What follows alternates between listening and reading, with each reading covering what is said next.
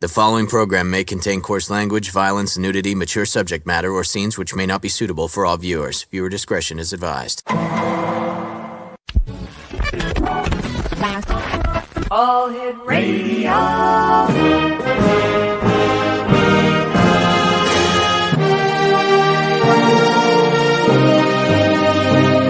Welcome to the X Zone, a place where fact is fiction and fiction is reality. Now, here's your host, Rob McConnell.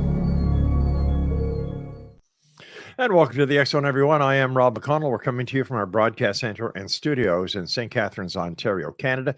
And it is a Thursday, April the 6th in the year 2023. If you'd like to send us an email, xzone@xzoneradiotv.com, on all social media sites, X-Zone Radio TV. And we're coming to you around the world tonight on the Talkstar Radio Network, Mutual Broadcast Network, the X-Zone Broadcast Network, and on Channel 32 Simul TV, which is the X-Zone TV channel.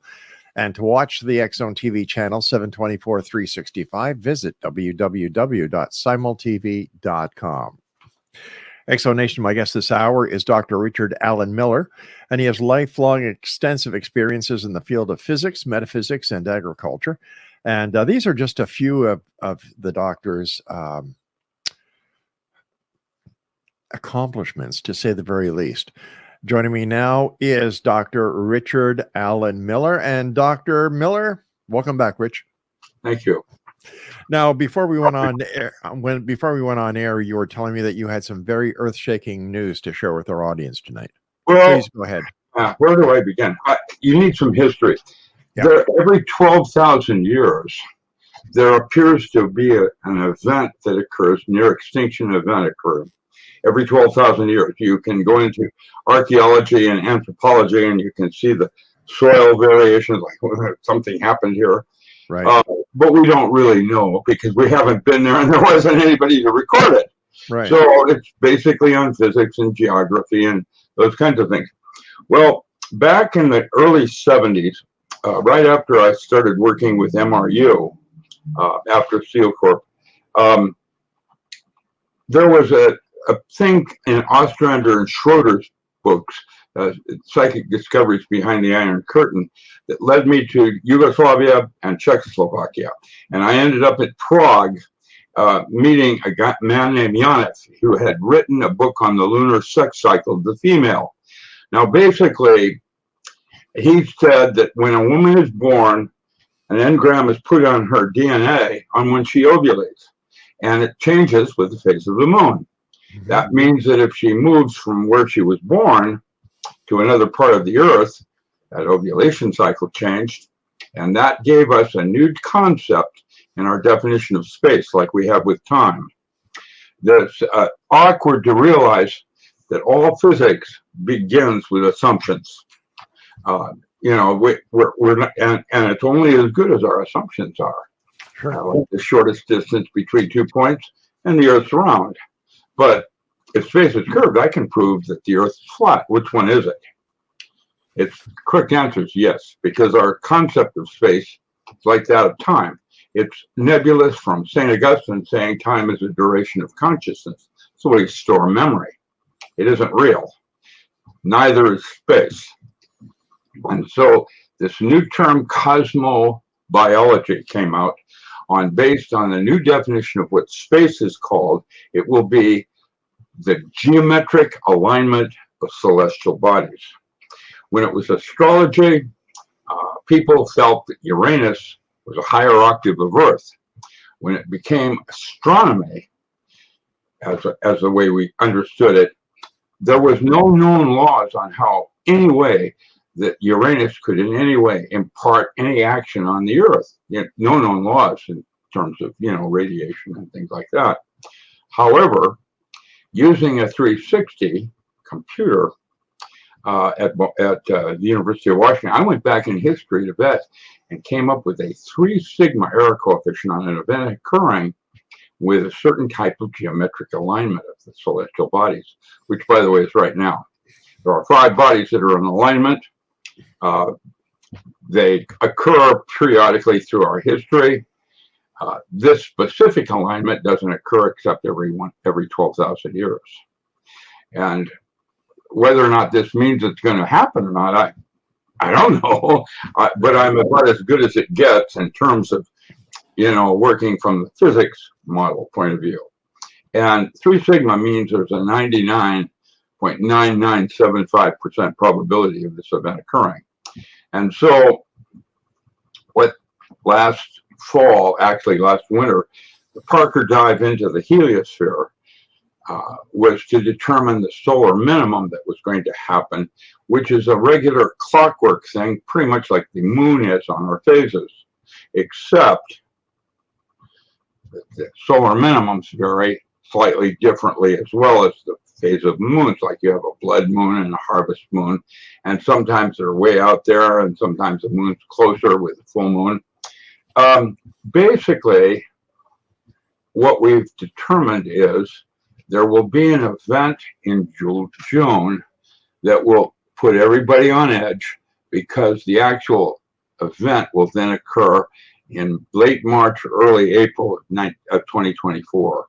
Now, that doesn't mean it's going to happen, but the military, the people I work with in Navy, are seriously taking my work very carefully, because I've always been pretty dead on things I did like that. I'm here to say that I don't know that it's going to happen, but basically on the West Coast, Mauna Loa will go off, because that's what these X-bands, we've had 15 X-bands off the sun since January. This never in history, recorded history, have we ever had anything of that event. One of which was the size of Fukushima that caused Fukushima to go off. Mm-hmm. That has occurred 3 times. And then we had one March 28th or the 30th, somewhere right around there. A huge burst, never, ever experienced before. And these X-bands are causing the core of Earth to stop spinning. Now, that has happened several times this century already, so that's not as big a deal as the fact that the X-bands coming off are of such quantity and such depth that it may cause our core to spin, when it's stopped, to spin in the opposite direction, which means we have a pole shift. Magnetic. Which means from positive to negative, it would be negative to positive. That's correct. Magnetic pole shift. Right. What that would do, possibly, knock on wood, hope not. Hope, of course, is the last evil in Pandora's box. What will happen is then the Earth will slow down and begin to also rotate in the opposite direction. And if and when that happens, you can expect a near extinction event. Wow. And it'll be Mauna Loa on the West Coast. That's the one I'm keying on right now. When Mauna Loa goes off, it'll set off that volcano out in the ocean between Hawaii and I guess it's near Wairika, California. There's a volcano out in the ocean that doesn't even have a name, and yet when that volcano goes off, it's going to shift the plate 5 degrees, and everything west of I-5 and the interstate is gone in 4 hours. There'll be geographical changes. You can expect them up in Ontario as well because of the Great Lakes. Sure. That whole region, according to our calculations, this occurs, will go underwater, and the United States and parts of Canada will be split in half. Well, that's good. Yeah, exactly. Wow. I didn't know if I should talk about this. Oh, why not? Why not? Well, because there's not much you can do except hold hands and watch the big wave come in New York City, or be like Woody Carlson sitting there. They bring it on. That's right. Yeah. Have you seen what happened at Yellowstone? Yeah. They have discovered a new kind of gas that's coming out of a super volcano with a big boil. That goes off and everything's a mess. And that's a hydrogen. What is it? I've got that. It's a helium-4 gas just discovered. And it goes downhill from there. Everything I'm finding is pointing to an event occurring. Well, wait a And second. Wait a second, Richard. Helium-4, isn't that one of the elements found on the moon, and that's why they want to go to the moon, is to mine helium-4? Well, there's a lot of different things. You got pluses and minuses like you do with fullerenes. You put structured water inside it, and you've got an antioxidant that'll reduce radiation poisoning. However, if you put deuterium inside it, now you have building 7. You understand what I just said? That's in one of my chapters in the non-local mind. I talk about what building 7 was an experiment during 9/11 using Lockheed's teleportation laser. Instead of putting structured water in it, which reduces radiation, if they did studies on rats and found that lethal doses of radiation could be cured using structured water in a microtubule. They call them fullerenes. But if you don't use structured water, which is H2O3, hydrogen peroxide with an extra oxygen molecule coming in it, you use deuterium. Now you have a neutron fullerene fusion bomb. And that's what dropped building 7. And that's documented with patents, the whole thing. Lockheed with their teleportation lasers that could go inside the molecule and set off the deuterium. The thing that's concerning me is that even if none of this happens, the Mexican cartels are controlling our borders now down in the south. And Texas has already told Biden that they're leaving the union this year because he didn't do anything about the cartels. And California are in leagues with China, which owns California. And watch what happens to your food now.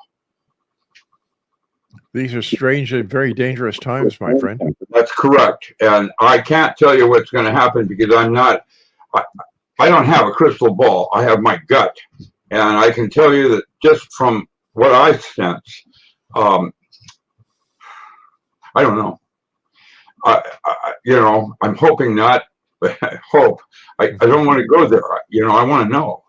And the bad news is, and this is where it gets real creepy, I could make an argument that we're in a petri dish. And we haven't even begun to understand what's really going on. Let me give you that metaphor. This is going to open your eyes a little bit. I remember when I was working in Navy intelligence, before Roswell kind of thing, when we had little green men. Now we have a whole host of different colors, including grays and reticulin and Nephilim and so on. I did a PBS series a while back where they interviewed me on the Nephilim skull that was found in Pennsylvania in 1810, I think it was. He dug up this huge skull, and that the Navajo have at Shiprock when they have legends about giant cannibals that ate man. And I don't know about that. What I do know is I saw the photo of the skull before it was sent to the Smithsonian. The Smithsonian doesn't have that skull. What happened to it? That's what PBS wanted me to interview on. And my best guess was, looking back, that was about the time Joseph Smith began his journey to Utah. And that Baptist minister dogged his way all the way to Utah trying to get his flock back during that period, 1812, that's so on.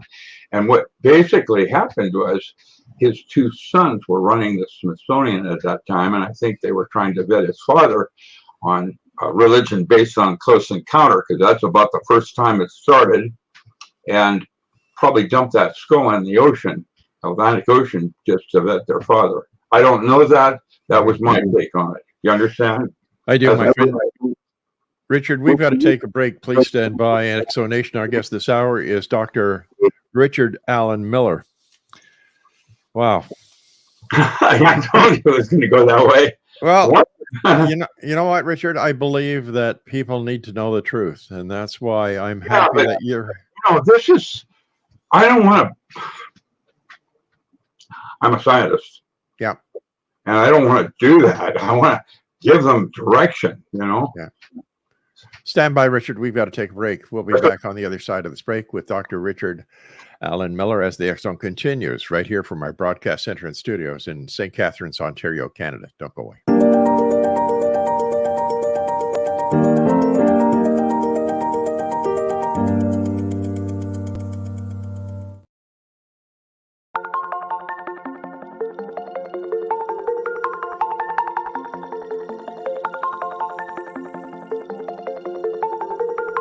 Question: what is the name of the unique blend of coffee you get that has been formulated by a neurologist, a neurobiologist, and a pharmaceutical chemist? Answer: you get Beautiful Mind Coffee, a unique coffee blend that tastes great and has herbal ingredients that your brain will love, and it is not just coffee, it's brainalicious. Dr. Rathbone, Dr. Jang, and Dr. Winslow, the scientific team that created Beautiful Mind Coffee, decided to collaborate on a coffee focusing on brain health. As for those herbal ingredients found in Beautiful Mind Coffee, Dr. Rathbone, Dr. Jang, and Dr. Winslow, utilizing their combined extensive scientific research background, worked with many natural and herbal products until the exact formulation that is found in Beautiful Mind Coffee was created. With a unique scientific formula not found in any other coffee being sold or served, Beautiful Mind Coffee is the only coffee blend that contains 3 herbal ingredients found to aid in boosting your daily mental clarity and focus.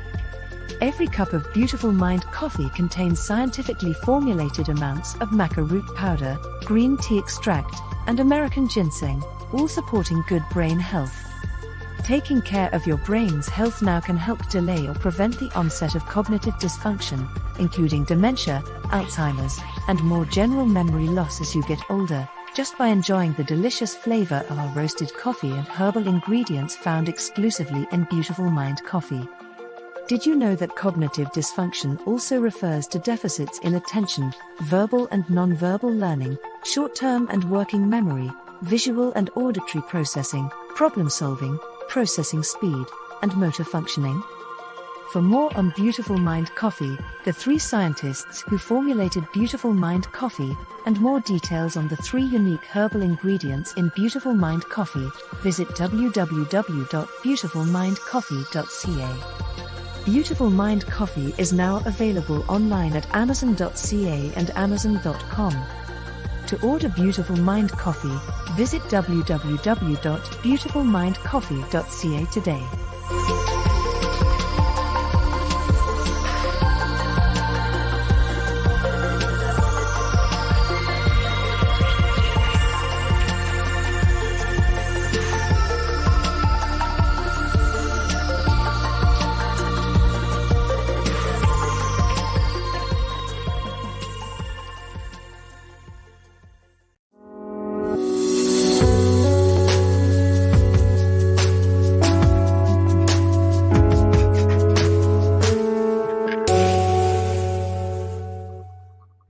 Welcome back, everyone. Dr. Richard Allen Miller is our guest this hour. His website is richardallenmiller.com.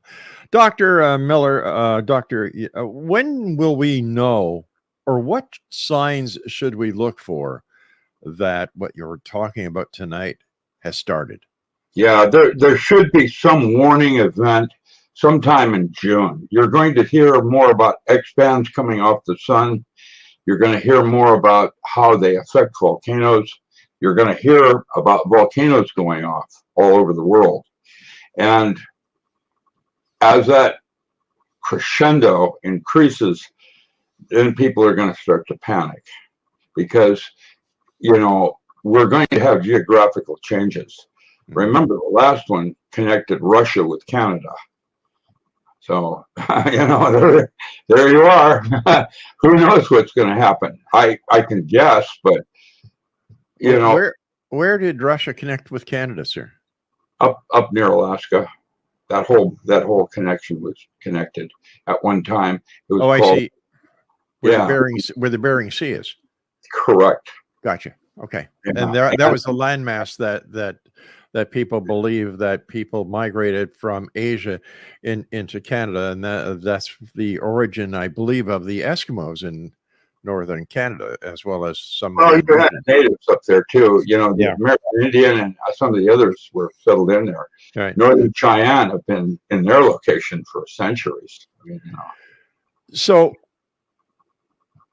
this is hard to fathom, but I don't doubt you one bit. Well, here's the other part of it.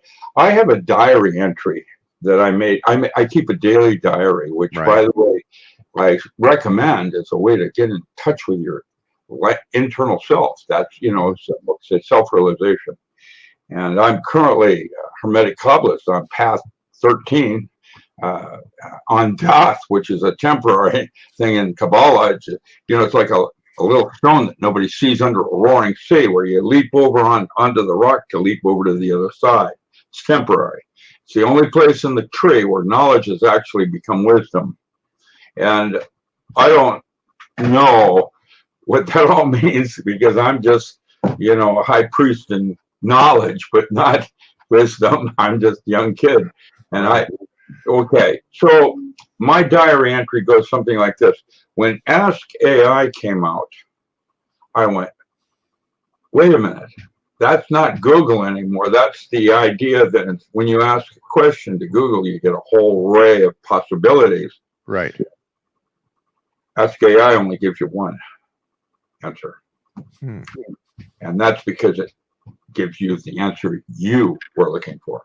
Now, what do you think that's going to do? Well, Kurzweil talks about the singularity, 2047. And when, mankind essentially, that, by the way, has been moved up to 2027. And that's when the U.S. government no longer exists, according to the people I work with. And there's going to be chaos because China owns California now, all our parts. China owns 40% of Oregon, and I'm not even going to talk about the state of Washington where I grew up.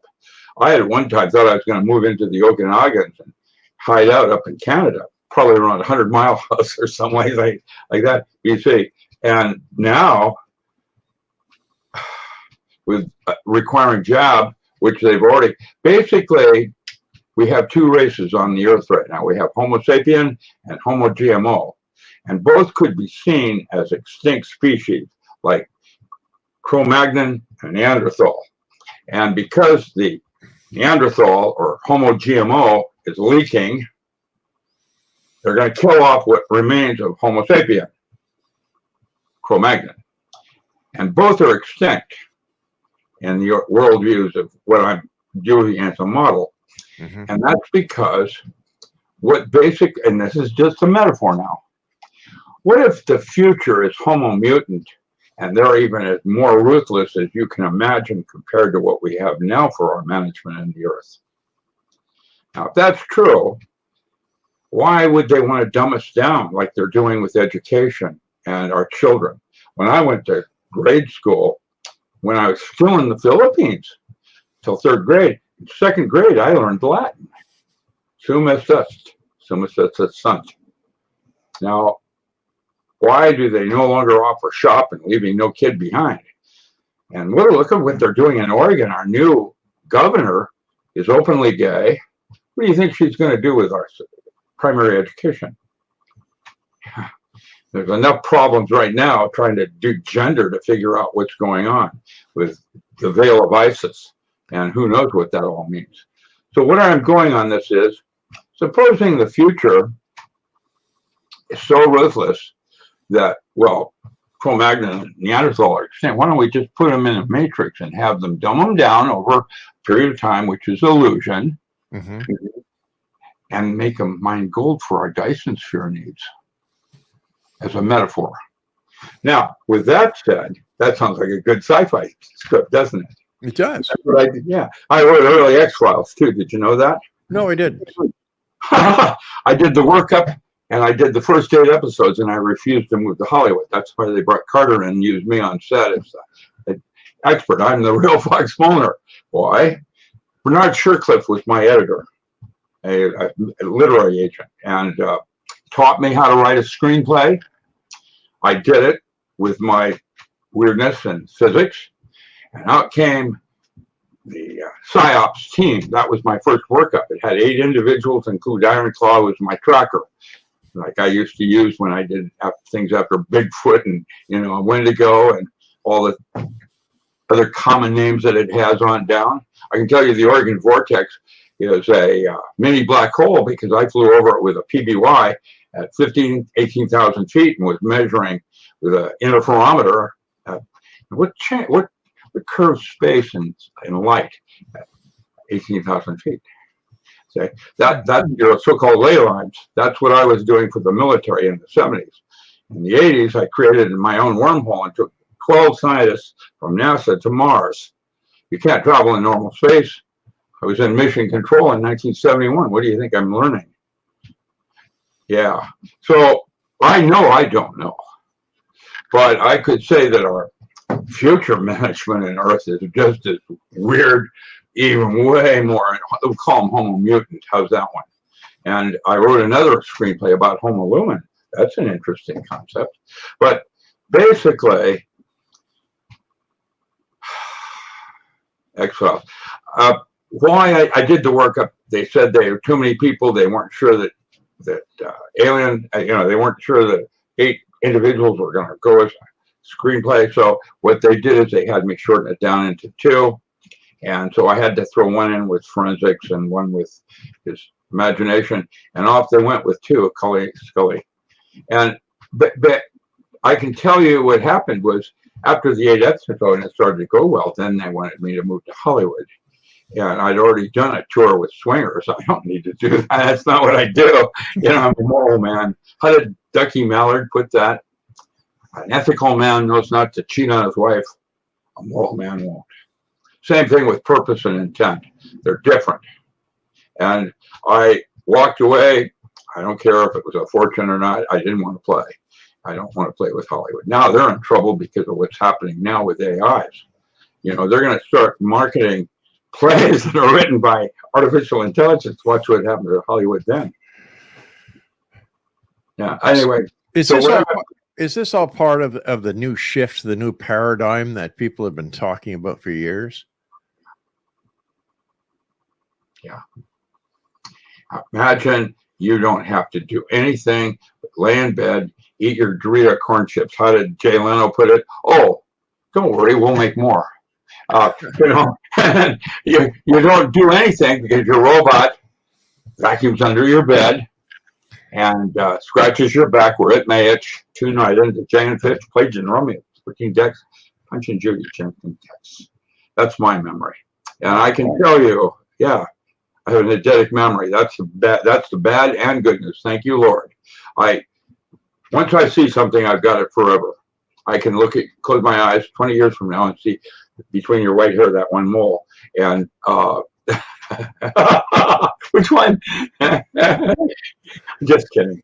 But I know we wouldn't want to get too serious here. We want to keep this light because I think we're going to be witnessing the end of an epoch, which is okay in the sense that death is not what you think it is, and so it isn't going to be a terrible thing necessarily. It's just definitely going to be traumatic. Well, what is death then? If it's not what we think, Rich. I don't know. I haven't done it. I spent 2 weeks in the jungles with Eben Alexander, and talking about him being, a little fly on his thing, and his dead sister talking to him, and things like that. I can tell you that reincarnation isn't real any more than several of the studies I did for the military way back when included other kinds of life forms that intercrop with humans. Mm-hmm. Okay, there's shapeshifters. There's one down here in Oregon that's over 400 years old. You have Wendigo up in Canada. Yeah. There's all kinds of different entities. What about the Dalai Lama? Is a little boy saying, no, I didn't wear that hat, I wore that hat. Can you do that? Who can do that? Mm-hmm. Well, obviously something that's not quite. They've done videos, movies. Denzel Washington did one with a demon that jumped from one person to another. I remember that movie, yeah. Yeah, and then another one he did was the one that I'm most interested in, like Nomads. That was Pierce Brosnan. Where he was, there's these entities that come out at night. They're not human and they're kind of like something else. That was called Nomads, and that's a worthwhile watch because grandfather Joseph Montagua, who was Hopi, had what we call a rider on him. That's a recorder. How did I find out about that one? It started with the death of Jim Morrison in in Paris. He didn't actually die, and one of the projects that'll be in a book I write called Spook Central, if I'm allowed to finish my writings before I turn into a worm casing. Basically, Jim Morrison entered the crossroads when he was 10 years old, when grandfather Joseph Montangua died. He was a Hopi medicine man. I got a pipe from Thomas Banaka when I was doing that study, because what made him different was that he had a neutral entity that is basically a recorder that goes from one person to the next to continually record what's going on in history. And Montangua was a Hopi medicine man, but he had this entity that was with him, didn't interfere or do anything different, it's just recording. And when he died, Jim Morrison was the closest person to him, and that got transferred over to his body. And how I found out about that is Jim Morrison didn't die in Paris. He was smuggled out of Paris by this Swedish Secret Service. I have CIA letterhead that I'll be including in my book for validation photos and things like that. And I went and found a fat Jim Morrison working for a laser company down in New Orleans. I don't know if he's dead now, but if he is, then someone else has got that writer. When he dies, it transfers over to the nearest entity that's a certain age and something like that. I don't know how that all works. These are different kinds of life forms that intercross. Like we have weeds or something. All right, Richard, stand by, my friend. We've got to take our next break. Exonation. Dr. Richard Alan Miller is my guest. www.richardallenmiller.com. This is the X Zone. I'm Rob McConnell, and the good doctor and I return after this very short break. Don't go away.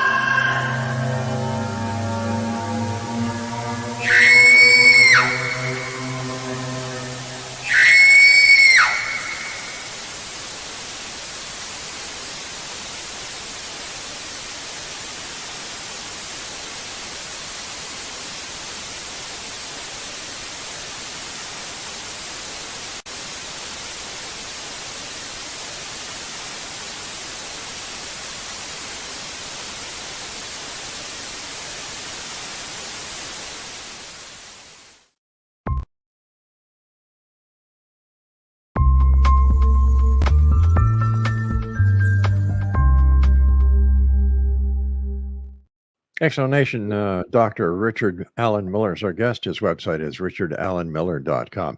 Richard, there are those who believe that we live in a holographic, existence. I'm glad you mentioned that. That was a field theory that I came up with 50 years ago. I was working with old man DuPont in Wilmington, and I looked at walking down the hall, and there's this open door, and I saw a three-dimensional color TV. That was Gabor. He had where's that in our marketplace? I saw it. Yeah. And that's, Gabor got a Nobel Prize in 1972, 1 month before I actually wrote the field theory on the holographic universe. And today, I'm writing a brand new field theory to supersede that my mentor, Stan Krippner, thinks is going to take me to Stockholm. Stay tuned, who knows? What I do know is they made a breakthrough, 2 Russian biologists made a breakthrough on the proton cloud, and the DNA as a resonant cavity oscillator, quoting from papers of mine that I wrote in 1973 that would have taken me to the Stockholm, except after Gabor went in 72, except that my work was then classified immediately as top secret. I presented 2 papers in Claremont. That was the one on embryonic holography as DNA as a resonant cavity oscillator, and the other was Project Paraphile, the first demonstration of an AI. And they weren't interested in that one. They were interested in the embryonic holography, which was not released until 1992. And 2 Russian scientists at that time, Gary Iev and Popov, were quoting from that and got nominated for a Nobel Prize. And there are the 2 that are quoting from that were students under them, and they're down in Max Rumpel and several others. They're quoting from my literature from 1992 that was released that I wrote in 1972. And when they came up to interview me, this concept of the proton cloud was so enlightening that I got interested and was able, and blah, blah, blah. And what happened next was they don't have the math I do. I'm a polymath. And it started tumbling in on me. I'm going to be using a virtual form of Kaufman's knot theory. There are, basically, you take string theory, which has got 10 strings, and an 11th, which acts as a wormhole or interconnecting of the 10. And then I'll be your little Boy Scout tying knots in them. That's what knot theory is about. And Kaufman's thing talks about the multiverse. The multiverse is the space between when a proton is a particle and when it becomes a wave. And that's where your multiverse lies, and all the different possibilities of what you did by forgetting to send me a link and I wasn't able to do my show tonight, and how many worlds and universes got affected by that, and how it changed. Right. Well, that's what the multiverse is. All the things you didn't do that made you God's favorite choice. Okay, but where does the holographic? Because the holographic was based on information, and see, quantum mechanics had space and time as your measurement units. Right. And what happens is when you take an analog system and you digitize it, you increase uncertainty. The more you know, Heisenberg, the more you know about one thing, the less you know about something else. You can't get there from here using space and time. They're constructs, they're not real. So I came up with the concept, well, information, let's do that. And that was on fractal mathematics. Mendelbrot, Julia, or a May generator creates on the way information collapses down in itself or expands in itself. And we had a way of describing strings and the 10 dimensions. Well, what happens is there's an axiom in our postulate in information theory that states simply, if you have enough information to ask a coherent question, you have enough information to answer it. The framing of the way you ask the question is where the answer lies. And so that sets up another kind of uncertainty. You can't get there from here. You can get close. Simon says you can go halfway to the door. So it's based on the limitation of our ability to conceptualize. That's why chapter 8 in the non-local mind is called the mind's eye, where imagination is reality. If you can see it in your mind's eye, that's what makes it real, not my mouth.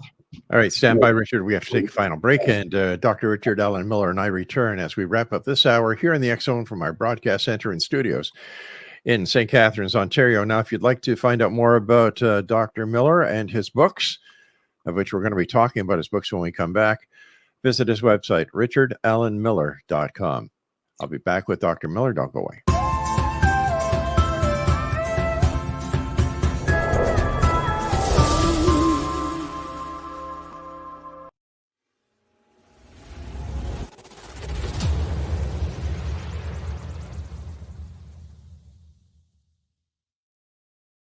So I was watching the X-Zone TV channel last night when I was abducted by aliens, and they kept repeating to me over and over again, simultv.com, simultv.com. What's simultv.com? That's what I asked them. They had it written on the side of their UFO. How do you spell that? UFO. No, I mean simultv.com. simultv.com. simultv.com. Right. simultv.com. Interesting that you were abducted by aliens in a simultv.com UFO last night. Oh, yeah? Yeah. Now that you mention it, I remember now last night I was awakened from a deep sleep. My great-grandmother was standing there. She said she come from the hereafter to tell me about simultv.com. She even spelled it out for me. simultv.com, sonny boy. simultv.com. simultv.com, sonny boy. Wow. Yeah. Guys, you'll never guess what my psychic guru just told me. simultv.com. Exactly. Are you guys psychic too? Of course. We all know about simultv.com. simultv.com.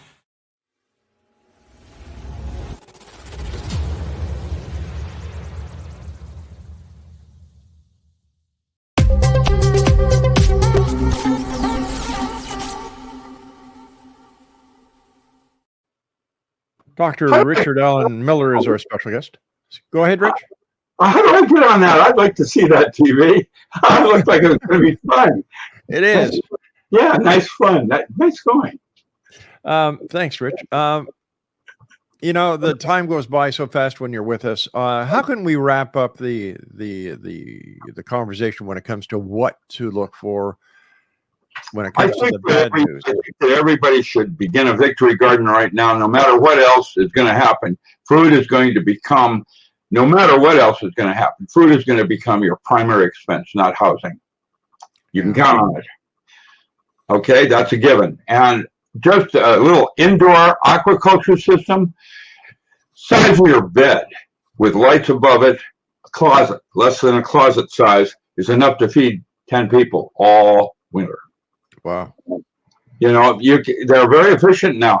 The LED lighting is each crop, broccoli, cauliflower, have their own bandwidth of light that they require. And so not only are they extremely limiting and functional that way, lighting, normal lighting, 90% of it's fluorescent heat. These are run for essentially nothing.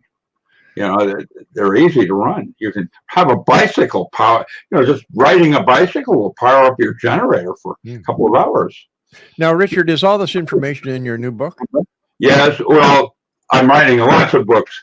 Here, check this one out.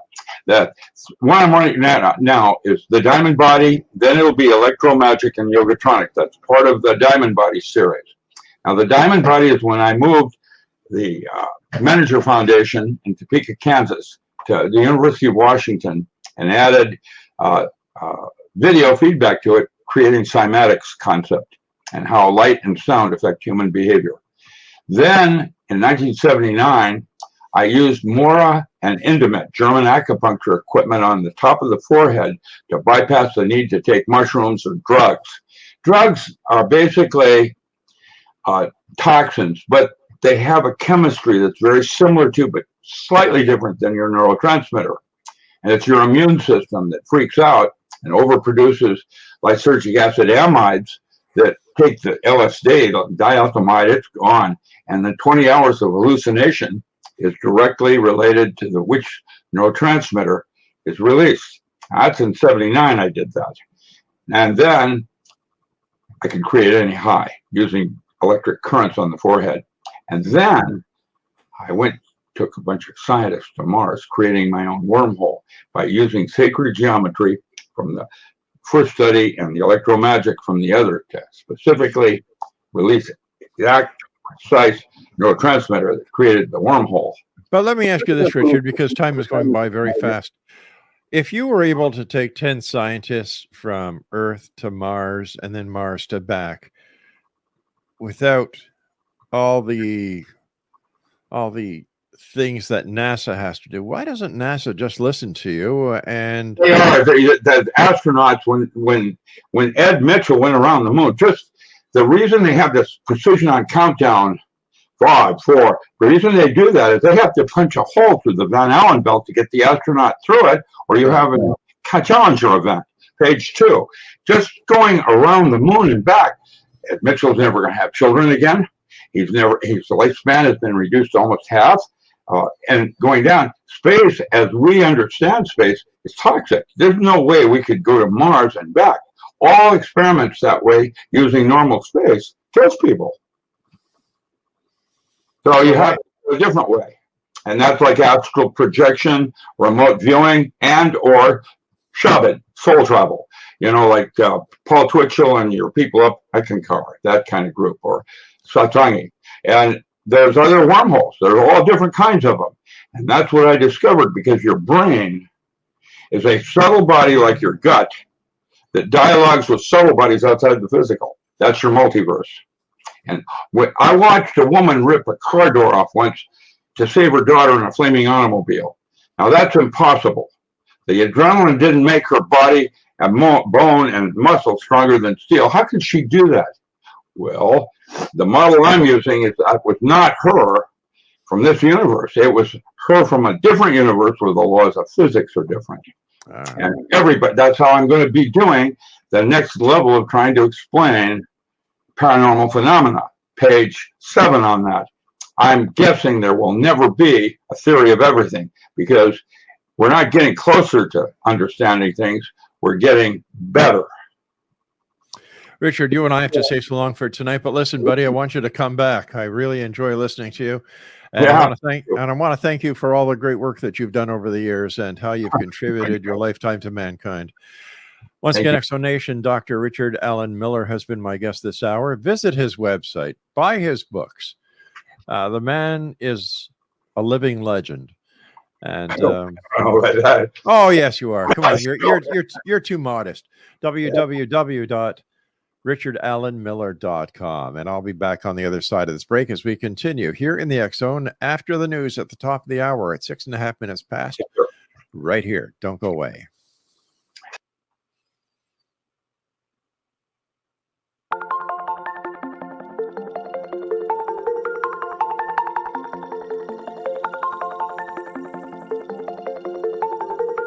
Question: what is the name of the unique blend of coffee you get that has been formulated by a neurologist, a neurobiologist, and a pharmaceutical chemist? Answer: you get Beautiful Mind Coffee, a unique coffee blend that tastes great and has herbal ingredients that your brain will love, and it is not just coffee, it's brainalicious. Dr. Rathbone, Dr. Jang, and Dr. Winslow, the scientific team that created Beautiful Mind Coffee, decided to collaborate on a coffee focusing on brain health. As for those herbal ingredients found in Beautiful Mind Coffee, Dr. Rathbone, Dr. Jang, and Dr. Winslow, utilizing their combined extensive scientific research background, worked with many natural and herbal products until the exact formulation that is found in Beautiful Mind Coffee was created. With a unique scientific formula not found in any other coffee being sold or served, Beautiful Mind Coffee is the only coffee blend that contains 3 herbal ingredients found to aid in boosting your daily mental clarity and focus. Every cup of Beautiful Mind Coffee contains scientifically formulated amounts of maca root powder, green tea extract, and American ginseng, all supporting good brain health. Taking care of your brain's health now can help delay or prevent the onset of cognitive dysfunction, including dementia, Alzheimer's, and more general memory loss as you get older, just by enjoying the delicious flavor of our roasted coffee and herbal ingredients found exclusively in Beautiful Mind Coffee.